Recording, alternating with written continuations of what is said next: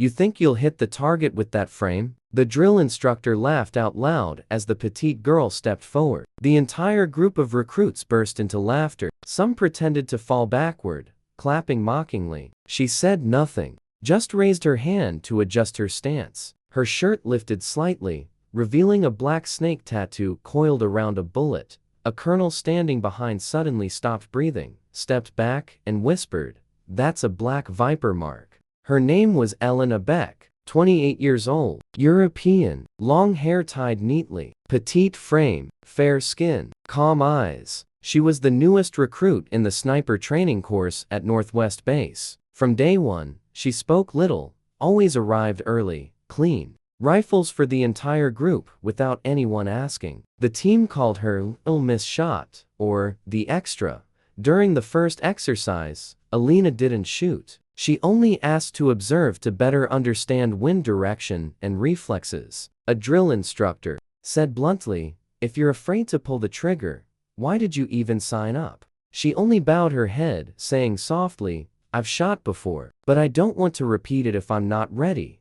The others laughed loudly. Shot what? Plastic bottles at the supermarket? But something about her stillness made the laughter feel hollow. The way she handled the rifle, the precise way she cleaned each component, the methodical checking of sight alignment, these weren't the movements of someone who'd only held toy guns. When she observed, her eyes tracked targets with mathematical precision. She calculated wind speed by watching grass movement. She noted temperature changes affecting bullet trajectory. "Why aren't you shooting?" asked Sergeant Mills, the head instructor. "Because," she said quietly, "need to remember why I stopped."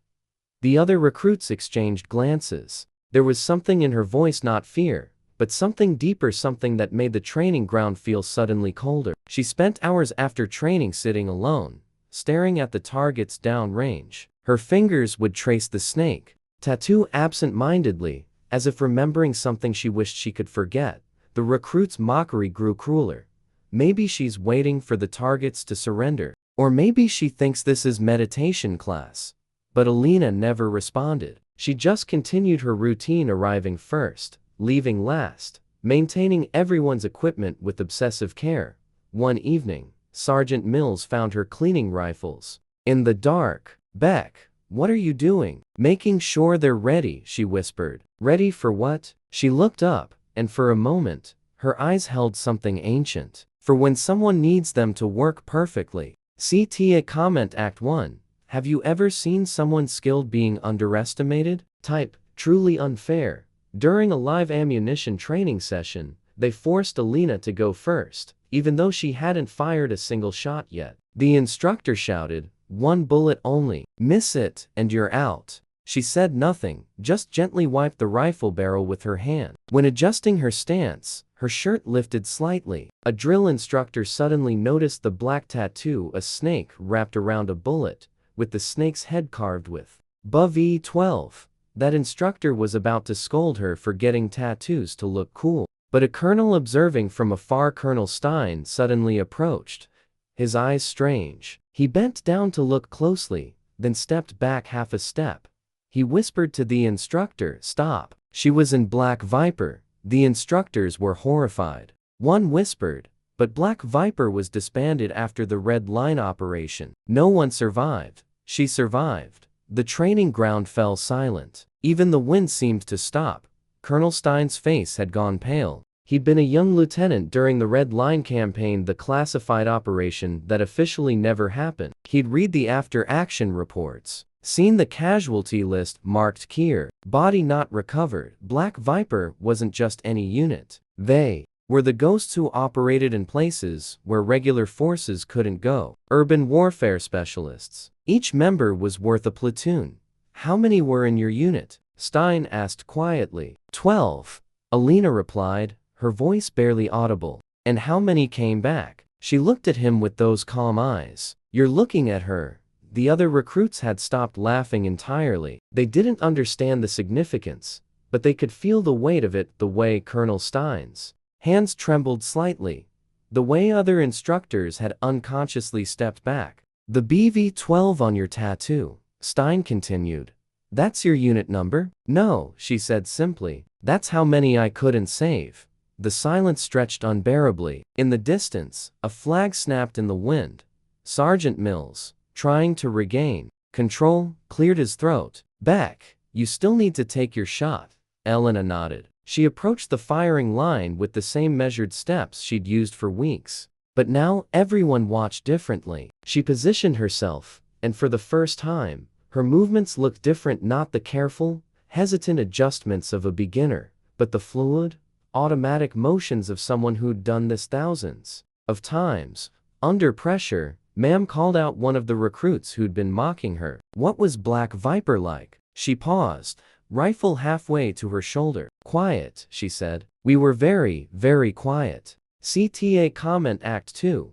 If you've ever misjudged someone, type, I was wrong. Colonel Stein ordered the training class to halt. Who gave the order for her to shoot first? The entire class remained silent. Stein spoke slowly. She doesn't need training. She once saved me at Hill 9 with a shot from nearly 900 meters. I never saw her face, only knew the tattoo. Elena stepped forward. She looked at him calmly. I didn't save you. I just did what was necessary to get the whole team home. Stein raised his hand in a strict salute. All the recruits and instructors stood speechless, but Elena wasn't finished. The memories were flooding back now, memories she'd spent 3 years trying to suppress. Hill 9 was supposed to be a simple extraction, she said, her voice carrying across the silent training ground. Intelligence said 1 hostile sniper. We found 17. Colonel Stein's face went ashen. He remembered that day differently, remembered being pinned down, his radio operator dead, ammunition running low. You were trapped in that building for 6 hours, Elena continued. 4th floor, northeast corner. You had a head wound, kept trying to call for backup on a dead radio. How could you possibly know that? Stein whispered. Because I was in the clock tower, 873 meters away. I watched you through my scope for 6 hours. Watched you bandage your head wound with your sleeve. Watched you check your ammunition count 17 times. The training ground was so quiet, you could hear heartbeats. I took out 11 hostiles before you even knew I was there. The 12th one, he had you in his sights when you tried to move to the window. That's when I took the shot. You remember? Stein's hands were shaking now. But our intelligence said, your intelligence was wrong. It wasn't 1 sniper. It was a coordinated ambush. They knew you were coming. She turned to face the recruits who'd been mocking her for weeks. You want to know what Black Viper was like? We were the unit they sent when everyone else was already dead. We were the ones who went in after the official missions failed. One of the recruits, a young man named Patterson who'd been particularly cruel in his jokes, spoke up. But why didn't you tell us? Why let us think? Elena interrupted. The moment you start believing your own legend, you're already dead. She walked to the firing line. For the first time in 3 years, she raised a rifle with purpose. Colonel Stein, you said I saved you with 1 shot. That's not entirely accurate. The rifle cracked once. Downrange, the target split perfectly in half. I saved you with shot number 473 of that day. The first 472 were practice. She fired again. The second target, positioned behind the first, also split. In Black Viper, we had a saying, the best shot is the one no one remembers. Because everyone lived.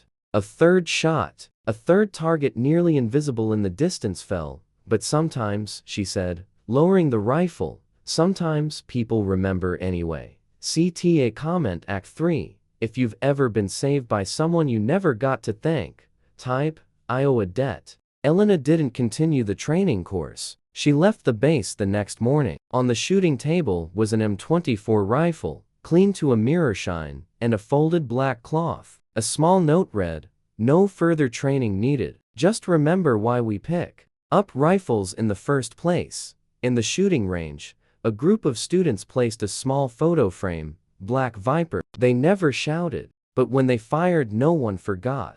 Before she left, Elena did something unexpected. She asked to address the recruits one final time. They gathered in the barracks, these young men and women who'd spent weeks mocking her, now sitting in complete silence. "You think this is about shooting?" she began. "It's not. It's about the weight of responsibility. Every bullet carries someone's son, someone's daughter, someone's future." She looked at each face and turned. "When I was your age, I thought being a sniper meant being special. Thought it meant being the hero of the story. But heroes don't hide in shadows for 16 hours waiting for one shot. Heroes don't carry the faces of people they couldn't save."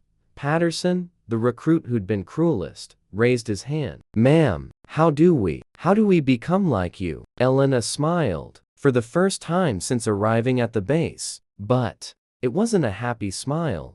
"You don't," she said simply. "You become better. You become the version of me that saves everyone. The version that comes home with all 12 teammates." She stood to leave, then paused. "And you remember that the person sitting next to you, the one you think doesn't belong here, might be the one who saves your life someday. Treat them accordingly."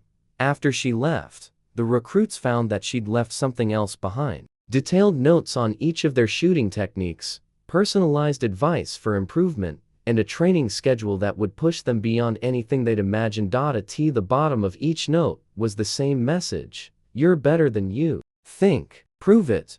Sergeant Mills kept those notes. Years later, when recruits asked about the legendary Black Viper who'd briefly trained at their base, he'd show them the notes and say, "She didn't come here to learn. She came here to teach. We were just too stupid to realize it." CTA comment. Act 4.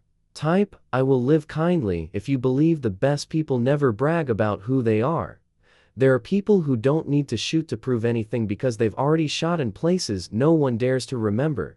Elena was a Black Viper, a unit that was never officially recognized. But every tattoo is living proof. Never laugh at the quiet ones. Never laugh when someone cleans your rifle for you. Maybe the person you're mocking is the one who'll save your life. Live kindly, and never look down on people just because they don't show off their titles. The real warriors are the ones who carry their battles silently, who clean weapons they hope they'll never need to use again, who remember the weight of every shot they've taken. They don't need applause. They don't need recognition. They just need to know that when the moment comes, they'll be ready.